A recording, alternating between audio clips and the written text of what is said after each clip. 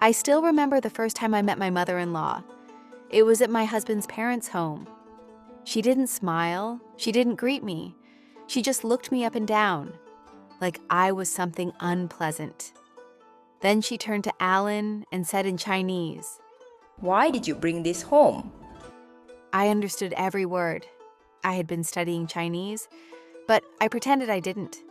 My name is Evelyn. I was a white woman marrying into a traditional Chinese family. Alan was their only child, their pride, their future. His mother had already chosen his wife, her best friend's daughter, Vivian.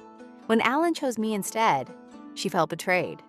From the start, she made it clear I wasn't welcome. At family dinners, she served everyone except me. If I tried to help, she snapped. Go sit. You'll only ruin the food like you ruined my son's life.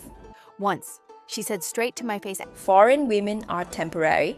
My son's real wife will come later.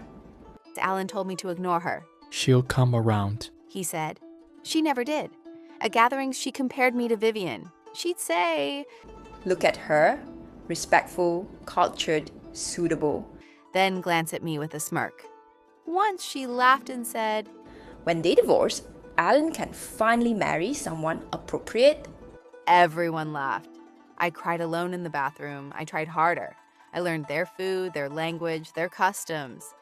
Nothing was ever enough. She criticized everything about me and whispered constantly to Alan that I wasn't good enough.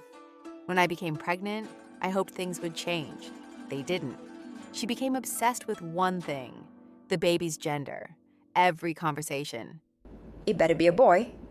If it's a girl, don't expect this family to treat you well. I felt like a machine, not a person. When the doctor confirmed I was having a boy, she didn't congratulate me. She only said, Good. The family line is safe. the day I gave birth should have been joyful.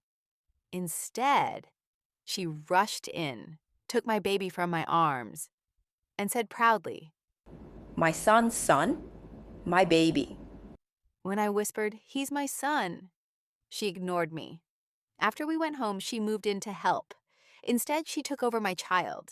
She grabbed him whenever he cried, fed him without asking, slept in his room, and told Alan I was incompetent. Once I heard her whisper to my baby. You don't need your mother. Grandma will raise you properly. Another time she slapped my hand away and said, Don't touch him. Alan did nothing. When I begged him to stand up for me, he said, You're being dramatic.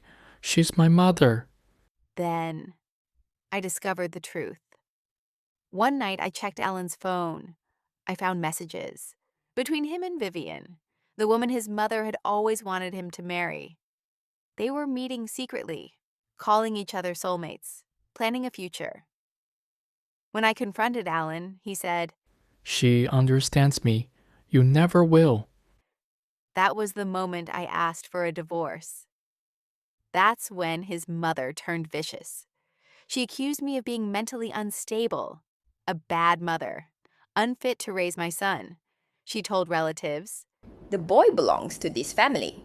A white woman cannot raise a Chinese child properly. We will take him from you. they threatened to take my son. I was terrified, but I refused to back down. Then, karma stepped in. Vivian got pregnant. Suddenly, Alan and his mother stopped fighting me for custody. They believed they were getting a new heir and no longer needed my son. The court granted me full custody. I walked out holding my child, broken, but free. Not long after Alan married Vivian, his mother was glowing, convinced she had finally fixed her mistake. Then the baby was born. The baby was black. Alan froze. His mother screamed. Vivian's parents panicked. The woman they destroyed my marriage for had been cheating too. Vivian's parents begged Alan and his mother to forgive her. But Alan's mother, who had shown me no mercy, demanded a divorce. Alan demanded a divorce.